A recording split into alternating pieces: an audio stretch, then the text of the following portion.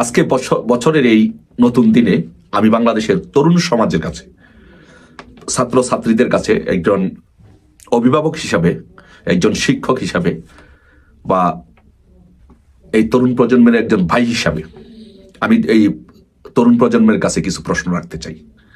বিশেষ করে 2024 সালে যারা কোটা আন্দোলন করেছিলেন তাদের কাছে আমার এই প্রশ্নগুলো হচ্ছে যে আপনারা যারা 2024 সালে কোটা বিরোধী আন্দোলন করেছিলেন যে 30% মুক্তিযোদ্ধা কোটা থাকতে পারবে না, হয়তো আপনাদের যুক্তি থেকে, আপনাদের জায়গা থেকে আপনারা সেই দাবিটি করেছেন, যথার্থই করেছেন, আপনারা হয়তো সেটার বিপক্ষে ছিলেন, সেটা আপনাদের নৈতিক জায়গা থেকে ঠিক ছিল।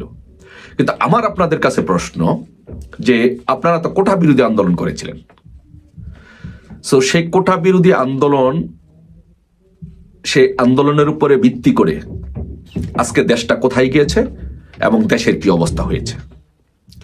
সো আপনাদের কাছে আমার বিচারের ভার রইল, আপনাদের কাছে আমার বিচার থাকলো যে আপনারা যদি মনে করেন যে আপনাদের সাথে এই কোটা বিরোধী আন্দোলনকে ব্যবহার করে আপনাদের সাথে প্রতারণা করা হয়েছে, এই দেশের সাথে প্রতারণা করা হয়েছে, এই দেশকে ধ্বংসের দিকে নিয়ে যাওয়া হয়েছে আপনাদের সাথে প্রতারণা করে, এই কোটা বিরোধী আন্দোলনকে কেন্দ্র করে, তাহলে অবশ্যই এদেশের তরুণ প্রজন্মকে যেমন কেউ প্রতারিত করতে পারে, আবার তরুণ প্রজন্ম ঘুরে দাঁড়িয়ে তাদের বিচারও করতে পারে। সো আপনাদের কাছে, এই তরুণ প্রজন্মের কাছে, ছাত্রছাত্রীদের কাছে আমার দাবি থাকবে, আমার বিচার থাকবে যে আপনারা যদি মনে করেন যে আপনাদের এই কোটা বিরোধী আন্দোলনকে ব্যবহার করে দেশকে ধ্বংস করেছে সার্জিস হাসনাত, আসিফ নাহিদরা, তাহলে অবশ্যই আপনারা তাদের বিচার করবেন। আসলে এখন মূল আলোচনায় আসি। আচ্ছা, আপনারা তো যারা কোটা বিরোধী আন্দোলন করেছেন ভালো কথা, কিন্তু আপনারা কি জানতেন যে এই কোটা বিরোধী আন্দোলনকে কেন্দ্র করে কতিপয় ছাত্র উপদেষ্টা হবে, তারা তাদের ব্যক্তি জীবন গড়ে তুলবে। এখন আমার প্রশ্ন হচ্ছে যে তারা উপদেষ্টা হয়েছে, কিন্তু আপনারা কি পেয়েছেন? আপনাদের জন্য তারা কি করেছে? নাম্বার ওয়ান প্রশ্ন। আপনারা যখন কোটা বিরোধী আন্দোলন করেছিলেন তখন কি আপনাদের সামনে এরা উপস্থাপন করেছিল যে এরা নতুন রাজনৈতিক দল করবে? তারা তো নতুন রাজনৈতিক দল করার কথা আপনাদের কাছে তখন বলেনি, যে কোটা আন্দোলনকে ব্যবহার করে তারা নতুন রাজনৈতিক দল করবে, তারা উপদেষ্টা হবে, এই কথা বলেছে? বলে নাই। তাহলে উপদেষ্টা হয়ে নতুন রাজনৈতিক দল করে আপনাদের সাথে প্রতারণা করেছে, এ দেশ জাতির সামনে প্রতারণা করেছে। তারপরে আপনারা সাম্প্রতিককালে যে ঘটনাটি করেছে সেটি হচ্ছে যে তারা তো নতুন উপদেষ্টা হয়েছে, নতুন রাজনৈতিক দল গঠন করেছে, তারপরে আবার জামাতের সাথে জোট করেছে। দেখেন, তারা যখন কোটা বিরোধী আন্দোলন করে তখন তারা কি স্লোগান দিয়েছিল? মুক্তিযুদ্ধের বাংলায় বৈষম্যের ঠাঁই নাই, 71-এর বাংলায় বৈষম্যের ঠাঁই নাই। তার মানে হচ্ছে জয় বাংলা স্লোগানও দিয়েছিল। তো তাহলে এখন যে জামাতের সাথে জোট করেছিল, তখন কি তারা যখন কোটা বিরোধী আন্দোলন করেছিল তখন কি তারা আপনাদের সাথে কথা বলেছিল যে তারা রাজনৈতিক দল করবে, তারা উপদেষ্টা হবে, তারা জামাতের সাথে জোট করবে, এই কথা বলেছিল? বলে নাই। তাহলে কি আপনাদের সাথে প্রতারণা করেছে? আমি বলবো যে হ্যাঁ, অবশ্যই প্রতারণা করেছি। তারপরে আরো কিছু বিষয় আসেন আলোচনা করি, তারপর আপনারা সিদ্ধান্ত নেবেন। আপনারা দেখেছেন সাম্প্রতিককালে তারা মুক্তিযুদ্ধকে অস্বীকার করেছে, কিন্তু তারা যখন 24-এর কোটা বিরোধী আন্দোলন করেছিল তখন কিন্তু সে মুক্তিযুদ্ধের কথাই বলেছিল, মুক্তিযুদ্ধের বাংলায় বৈষম্যের ঠাঁই নেই। তারা কিন্তু সে কথা বলেছিল, তারা বলেছিল এই বঙ্গবন্ধুর বাংলায় বৈষম্যের ঠাঁই নাই, বঙ্গবন্ধুর নামে স্লোগান দিয়েছিল। তো তাহলে এখন তারা কি করছে? এখন তারা মুক্তিযুদ্ধকে অস্বীকার করছে, মুক্তিযুদ্ধের স্মৃতিগুলো তারা মুছে ফেলতে চাইছে এবং বঙ্গবন্ধুকে অস্বীকার করছে এবং বঙ্গবন্ধুর নাম বাংলাদেশ থেকে মুছে ফেলতে চাচ্ছে।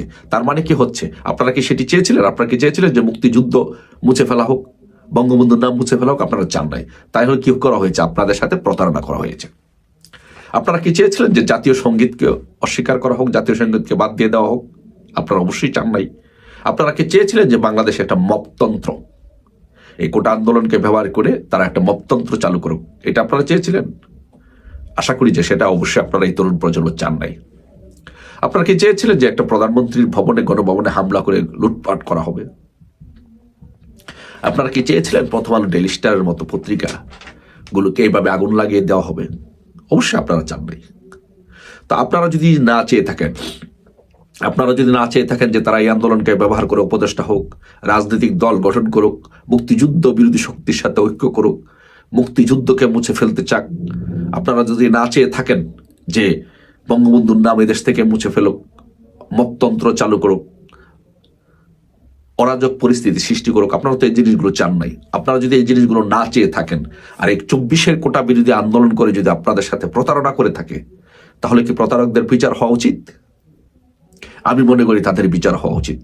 প্রিয় তরুণ প্রজন্ম, ছাত্রছাত্রী, আপনাদের কাছে এই বিচারের বার দেওয়া হলো, আপনাদের কাছে এই বিচার করার দায়িত্ব দেওয়া হলো। আপনারাই বিচার করবেন। আপনাদের সাথে যেমন প্রতারণা করা সম্ভব, আপনারা আবার ঘুরে দাঁড়িয়ে সেই প্রতারণার বিচার করতে আপনারা সম্ভব, কারণ আপনারা আধুনিক যুগের তরুণ প্রজন্ম, আপনারা আধুনিক যুগের ছাত্রছাত্রী। তো তাই আপনারা যদি মনে করেন যে আপনাদের সাথে সার্জিস, হাসনাত, আসিফ, নাহিদ এটা প্রতারণা করেছে, আপনাদেরকে ব্যবহার করে বাংলাদেশকে একটি উগ্র জঙ্গিবাদী রাষ্ট্র কায়েম করার একটি ষড়যন্ত্রে তারা মেতেছিল, তারা একটা ষড়যন্ত্র করেছিল, সেই ষড়যন্ত্র এখন বাস্তবায়ন করছে। তারা উপদেষ্টা হয়েছে, রাজনৈতিক দল গঠন করেছে, এখন জামাতের সাথে তারা মুক্তিযুদ্ধ বিরোধী পক্ষের সাথে, জামাতের সাথে তারা ঐক্য করে তারা রাজনৈতিক দল গঠন করে তারা ক্ষমতায় আসতে চাচ্ছে, ক্ষমতায় ভোগ করতে চাচ্ছে। কিন্তু আপনাদের জন্য কি করেছে? আপনাদের জন্য কিন্তু কিছুই করে নাই।